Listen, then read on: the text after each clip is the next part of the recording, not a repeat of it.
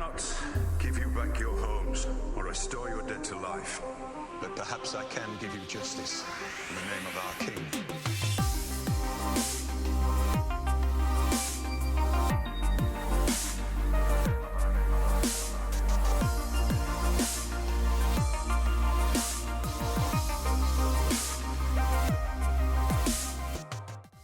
Hey everyone, today I wanted to answer a few popular questions regarding the final season of Game of Thrones, as well as theories about the Crypts of Winterfell. Anyway, let's get into it.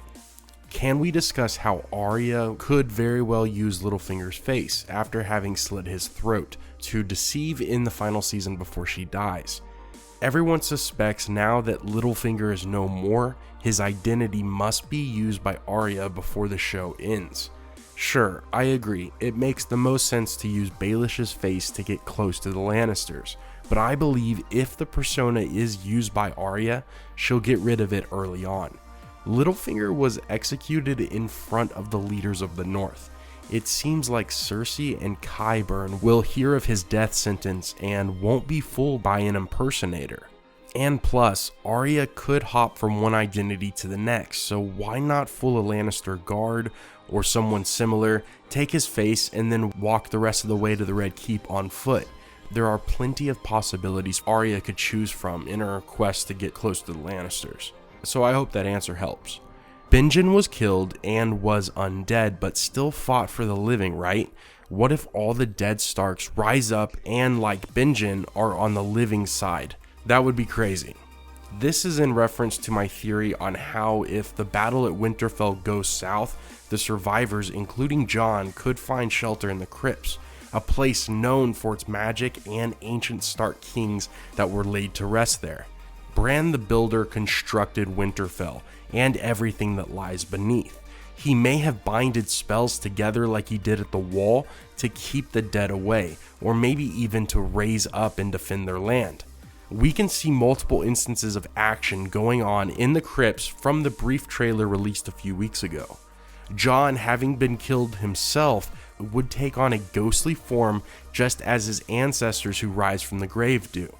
This could fulfill the massively believed theory that Jon Snow is the reincarnated Azor Ahai, who is credited with driving back the White Walker army during the Long Night.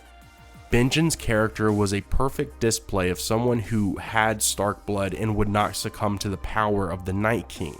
We know Bran has powerful abilities through his green sight, and in the books, all the Stark children have lesser but similar untapped abilities. Jon may actually have the upper hand when it comes to his unique blood, having Stark and Targaryen blood. That's why so many people think something crazy might go down in the Crypts.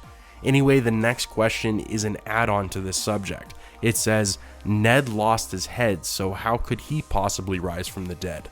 This is true. Ever since the first season, fans have wanted a better resolution to Eddard's unjust execution by Joffrey.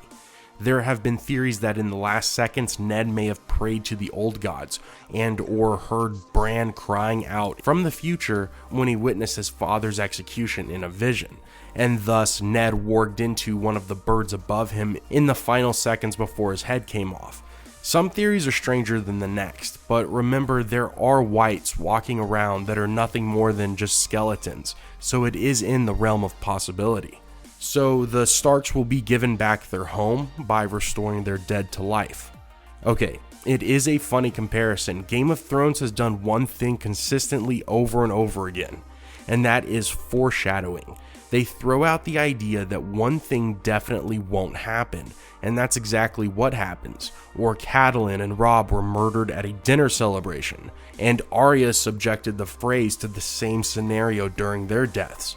Eddard only sat on the throne for a few minutes of screen time at most, and what he was doing during that time was telling a man he could not restore his dead to life, meaning there is no going back.